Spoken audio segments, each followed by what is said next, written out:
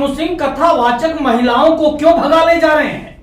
महिलाएं कथा सुनने संभल कर जाएं। कथा सुनने वाली महिलाएं सावधान हो जाएं। धार्मिक आयोजनों, कथाओं, प्रवचनों में महिलाओं की तादाद कुछ अधिक होती है।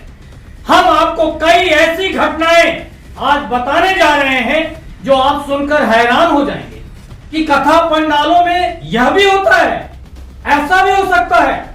एक घटना अभी हाल की है। छतरपुर के गौरी शंकर मंदिर में चित्रकूट के कथावाचक नरोत्तम दास उर्फ उत्तम दुबे एक शादीशुदा महिला को लेकर भाग गए हैं। महिला अपने साथ 80,000 रुपए नगद और लगभग 3 लाख के गहने भी ले गई हैं। इस महिला को एक 7 वर्ष का बच्चा भी है। अब सवाल उठता है कि कथावाचक ने अचानक महिला से कहा चलो भाग चलें, और महिला कथावाचक के साथ भाग गई। ऐसा तो हो नहीं सकता, ऐसा हुआ भी नहीं होगा। यानी इसके पहले ऐसा कुछ घटित हुआ होगा जिससे दोनों करीब आए, दोनों में बातें हुई होंगी, मुलाकातें हुई होंगी, फिर बातें आगे बढ़ी होंगी, तब तो इतना बड़ा फैसला लिया गया। अब आप सोचें, आप अपने घर की महिला को कथा सुनने के लिए भेजते हैं या कथावाचक से इश्क करने के लिए? फिर कथावाचक कथा के साथ साथ महिलाओं पर नजर भी रखते हैं, यानी सिर्फ कथा नहीं होती। छतरपुर के राहुल तिवारी का दोष शायद इतना है कि उसने अपनी पत्नी को कथा सुनने की छूट दी और पत्नी से हाथ धो बैठे। उस मासूम 7 वर्ष के बच्चे का क्या दोष है जिसकी मां को कथावाचक ले गया? एक बच्चे के सिर से मां का साया दूर कर दिया। राहुल तिवारी के परिवार पर क्या बीत रही होगी? राहुल तिवारी की सामाजिक स्तर पर क्या छवि बन गई होगी? फिर यह सोचें कि क्या यह कोई पहली घटना है या ऐसी यह पहली घटना है? नहीं दोस्तों, 17 जुलाई 2021 की जियो न्यूज के अनुसार राजस्थान के रतनगढ़ के कथावाचक छोटे मुरारी बापू मुरारी लाल शर्मा ने 1995 में एक लड़की से दुष्कर्म किया। कथावाचक को लगा कि उसके खिलाफ रिपोर्ट हो सकती है।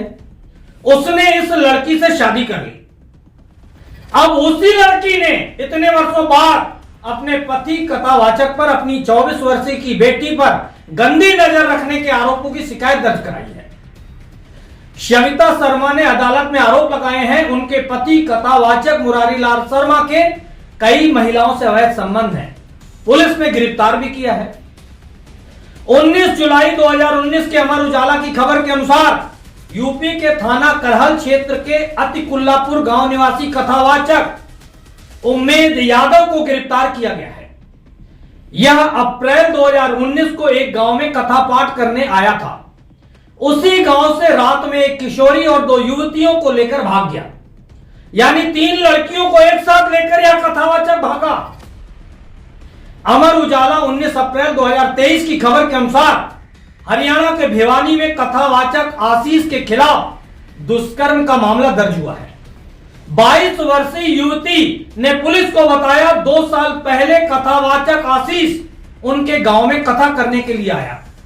कथा के दौरान इस युवती को राधा का किरदार करने के लिए कहा गया। फिर कथावाचक ने इस युवती से नजदीकियां बढ़ाई और जबरन शारीरिक संबंध बनाए। इसके बाद कई बार कथावाचक युवती पर संबंध बनाने का दबाव डालने लगा। तब आकर युवती ने यह बात परिजनों को बताया। फिर पुलिस में मामला दर्ज हुआ।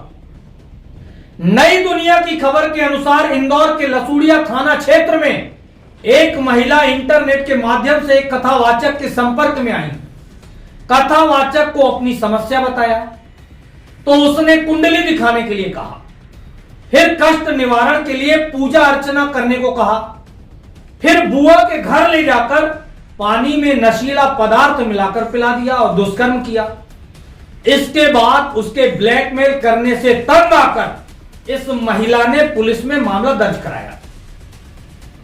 यूपी के बस्ती निवासी धर्मराज की पत्नी मंदिर में पूजा करने जाती थी। पुजारी से बन गए अवैध संबंध। पति ने पत्नी को रोका। पुजारी और पत्नी ने मिलकर पति को ठोका, कर दी हत्या। पुलिस ने भेजा जेल।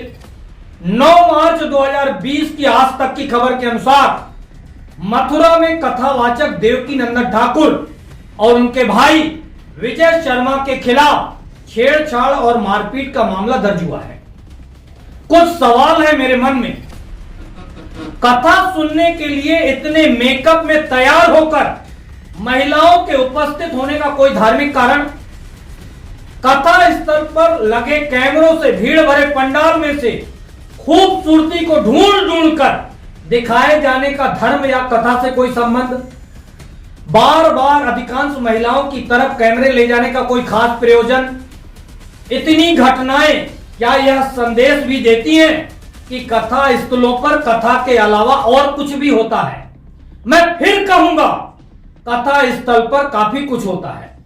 यह तो वह घटनाएं हैं जिनकी पुलिस में शिकायत दर्ज हुई है और यह घटनाएं प्रकाश में आई हैं। अब आप इस भाभी जी को देखें।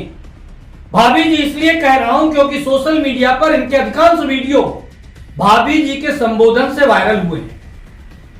यह महिला कथा सुनने गई, कथा सुनने में तल्लीन है, पूरे मन से, सच्चे मन से वह कथा सुन रही है। कथा के प्रसंग में पूरी तरह डूबी हुई नजर आ रही हैं, मगर वह कैमरे की नजर में है, कैमरे की खास नजर में है। क्या वह सुरक्षित मन से कथा सुन पा रही हैं? क्या उसके वीडियो वायरल करने के पहले उनसे किसी ने इजाजत ली? उनकी इच्छा है या नहीं है? किसी ने जानने के प्रयास किए? नहीं किए गए। कथा स्थलों पर सिर्फ कथावाचक पर कैमरे का फोकस फिक्स क्यों नहीं रखा जा सकता है? इस बात पर गौर करना चाहिए और लोगों को इसके लिए आवाज उठाना चाहिए। कथा आयोजन के दौरान सौंदर्य दर्शन कराते रहना कौन सा धार्मिक आयोजन है? हर कथावाचक, हर कथा स्थल संदिग्ध है, दूषित है, खराब है, मैं ऐसा नहीं कह रहा हूं, मगर अनेकों घटनाओं ने संदेह और आशंकाओं को जन्म तो दिया है। वैसे इस खबर पर आप लोगों का क्या नजरिया कहता है? कमेंट बॉक्स पर लिखकर बताएं। धन्यवाद दोस्तों।